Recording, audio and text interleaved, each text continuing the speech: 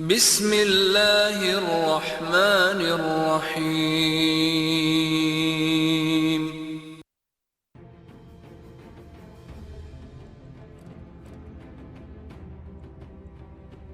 Il est des lieux sur terre qui dépassent les frontières, qui traversent les siècles et qui font battre le cœur des croyants d'un même élan. La Kaaba, maison sacrée d'Allah, en est l'incarnation. Quand on l'évoque, ce n'est pas seulement une construction de pierre que l'on imagine, mais un symbole de l'unité, du rappel constant de l'unicité divine et le centre vers lequel des millions d'âmes se tournent chaque jour, de l'aube au crépuscule. Son histoire est faite de pierres posées par des prophètes, d'épreuves traversées par des peuples, de reconstructions et de miracles, mais aussi de larmes, de prières et de foi. La première maison établie pour l'humanité. Dans le Coran, Allah le Très-Haut dit « En vérité, la première maison qui ait été édifiée pour les gens, c'est bien celle de Bakka, la Mecque, bénie et une bonne direction pour l'univers. » Surat Al-Imran 96.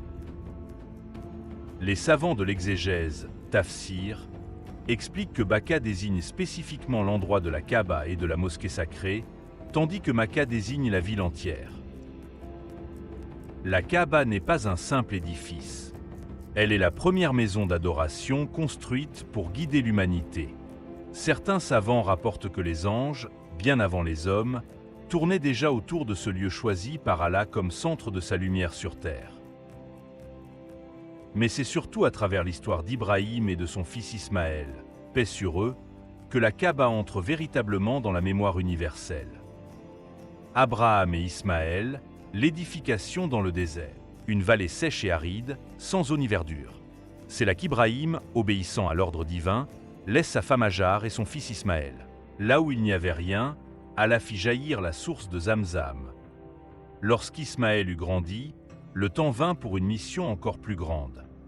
Allah ordonna à Ibrahim de bâtir sa maison. Le père et le fils travaillèrent côte à côte. Ismaël apportait les pierres, Ibrahim les posait une à une, jusqu'à ce que la construction s'élève. Lorsqu'elle devint trop haute, Ismaël plaça une pierre pour que son père puisse continuer à bâtir. Cette pierre existe encore aujourd'hui. C'est le Maqam Ibrahim, devant lequel des millions de pèlerins prient. Maqam Ibrahim représente la pierre sur laquelle le prophète Ibrahim, Abraham, paix sur lui, s'est tenu lors de la construction de la Kaaba, lorsque les murs devinrent trop hauts. Sur cette pierre, la trace de ses deux pieds est restée imprimée miraculeusement. Le Coran en parle explicitement. Prenez donc, parmi l'endroit où Ibrahim se tint debout, Maqam Ibrahim, un lieu de prière. Surat Al-Baqarah, 2 versets 125. À l'époque d'Ibrahim et d'Ismaël, la pierre sur laquelle le prophète se tenait debout était collée à la paroi de la Kaaba. Les premiers musulmans, à l'époque du prophète, paix et salut sur lui, priaient juste derrière elle, accolée à la Kaaba. Mais pourquoi est-elle éloignée aujourd'hui d'environ 12 mètres? Sous le califat de Oumar ibn al-Khattab, qu'Allah l'agrée, on l'a déplacée légèrement pour faciliter le tawaf. Avec le temps et les agrandissements successifs de la mosquée sacrée, la pierre a été protégée sous une structure, d'abord une petite coupole, puis plus tard la grille dorée qu'on voit aujourd'hui. Ce déplacement n'a pas supprimé son statut. Elle reste le Maqam Ibrahim authentique, mais n'est plus accolée à la Kaaba comme à l'origine. Et tout en construisant, les lèvres d'Ibrahim et d'Ismaël répétaient une prière d'une humilité bouleversante. Ô notre Seigneur, accepte cela de notre part. Certes, c'est toi l'Audion, l'Omniscient. Surat Al-Baqarah 2, verset 127. Derrière chaque pierre, il y avait un acte de foi. Derrière chaque souffle, une invocation. La Kaaba naquit ainsi, fruit d'un ordre divin, de main prophétique et d'une soumission totale. Les générations après Ibrahim, Jurhom, Amalécite et Quraysh.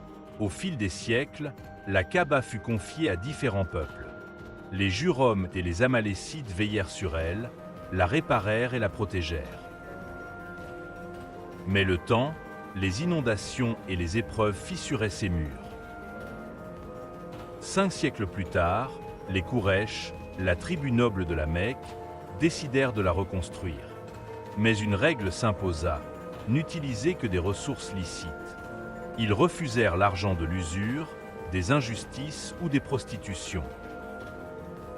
Le chantier fut grandiose, mais faute de fonds, ils durent laisser en dehors de l'édifice une partie originelle. Le Hijr, cette zone semi-circulaire attenante à la Kaaba. La discorde de la pierre noire. C'est lors de cette reconstruction que se produisit un épisode resté gravé dans l'histoire, la pose de la pierre noire. Chaque clan voulait avoir l'honneur de la placer. La querelle s'envenima au point de menacer de dégénérer en guerre sanglante. Ils décidèrent alors que le premier homme à entrer dans la mosquée sacrée trancherait le conflit. Ce fut Muhammad, paix et salut sur lui, alors encore inconnu comme prophète, mais déjà surnommé El Amin, le digne de confiance. Si ce moment a réveillé quelque chose en vous, abonnez-vous pour apprendre chaque jour davantage. Par son intelligence et sa sagesse, il fit poser la pierre sur un tissu, demanda à chaque chef de tribu de tenir un pont, et tous la portèrent ensemble. Puis, de sa main bénie, il plaça la pierre à son emplacement. Ce geste simple mais inspiré évita un bain de sang et fit éclater aux yeux de tous la grandeur morale de celui qui allait devenir le messager d'Allah. Les reconstructions islamiques, entre respect et grandeur. Après l'avènement de l'islam, la Kaaba connut encore plusieurs phases de reconstruction.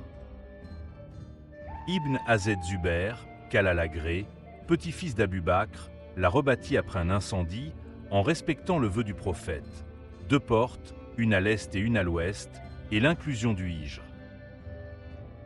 Mais peu après, sous le califat d'Abd al-Malik ibn Marwan, son gouverneur Al-Hajjaj l'a rétabli à la forme connue des Quraysh, excluant de nouveau le Hijr et fermant l'une des portes. Des siècles plus tard, au XVIIe siècle, une inondation dévastatrice emporta ces murs. Le sultan ottoman Mourad IV ordonna alors sa reconstruction définitive en 1630. La structure de pierre que l'on voit aujourd'hui date de cette époque. Depuis, malgré les siècles, les tempêtes, les guerres et les ambitions des hommes, la Kaaba demeure. La Kaaba, un phare pour l'humanité. Au-delà des pierres et des murs, la Kaaba est avant tout un symbole spirituel universel. Elle est la Qibla, la direction vers laquelle se tournent plus de 2 milliards de musulmans 5 fois par jour, que ce soit dans les mosquées monumentales d'Istanbul, dans les ruelles de Marrakech ou dans les campagnes reculées d'Indonésie. Lors du pèlerinage Hajj, elle devient le point de convergence de millions de croyants venus du monde entier.